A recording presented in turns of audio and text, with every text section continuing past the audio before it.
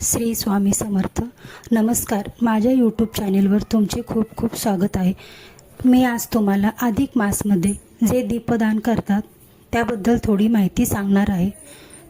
माझ्या चॅनेलवर जर तुम्ही नवीन असाल तर चॅनलला सबस्क्राईब करायला विसरू नका. अधिक महिन्यात दीपदान करण्याचे महत्त्व आहे आणि दीपदान करणारा विष्णू लोकाला प्राप्त होतो अशी ऐक्यता आहे. धार्मिक शास्त्रानुसार देवाच्या ठिकाणी दिवा दान करणे किंवा दिवा लावणे याला दीपदान असे म्हणतात. असे म्हटले जाते की परमेश्वरासमोर विनंती करण्याचा हा एक धार्मिक मार्ग आहे. कोणतेही शुभ कार्य असो, मग ते सांस्कृतिक उत्सव असो किंवा सण असो, सर्व शुभ कार्याची सुरुवात ही दीप प्रज्वलित करून केली जाते. प्रकाश ज्ञानाचे स्वरूप आहे. प्रकाशाने ज्ञानाच्या स्वरूपात देव सर्वत्र व्यापतो. जीवनातील कष्ट दूर होतात. म्हणून प्रकाशाच्या उपासनेला देवाची उपासना मानले जाते.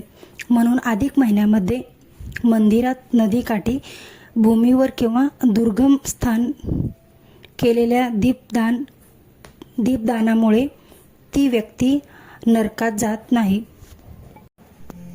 विष्णू लोकाला प्राप्त होतो.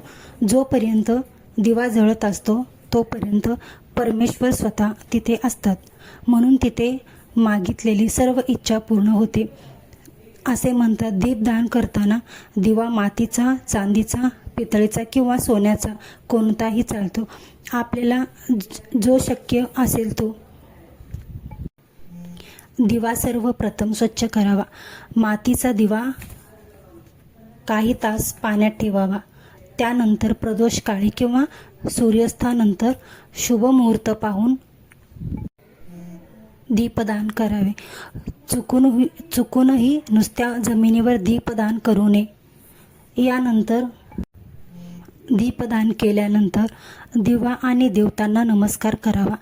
अधिक मासात पहाटे लवकर उठावे. पाण्यामध्ये गंगाजल टाकून स्नान करावे व घरातल्या देवांची पूजा करावी. ज्या जागेवर दीपदान करायचे आहे ती जागा स्वच्छ करावी. त्यावर सुंदर रांगोळी काढावी. पाट किंवा चौरंग ठेवावा. आपल्याकडे जे आहे ते ठेवावे. त्यावर लाल वस्त्र घालावा व त्या वस्त्रावर गहू किंवा तांदूळाची रास ठेवावी व त्यावर पाण्याने भरलेला कलश ठेवावा.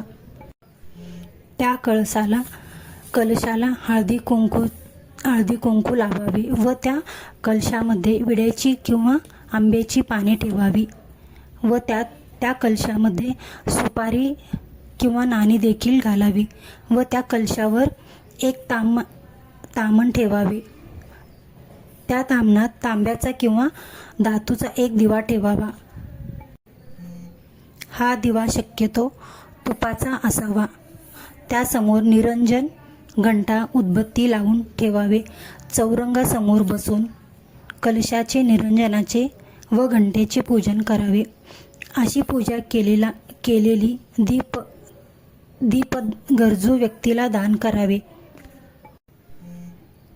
त्यासोबतच त्या गरजू व्यक्तीला वस्त्र, 33 अनारसे इत्यादी वस्तू दान करावे.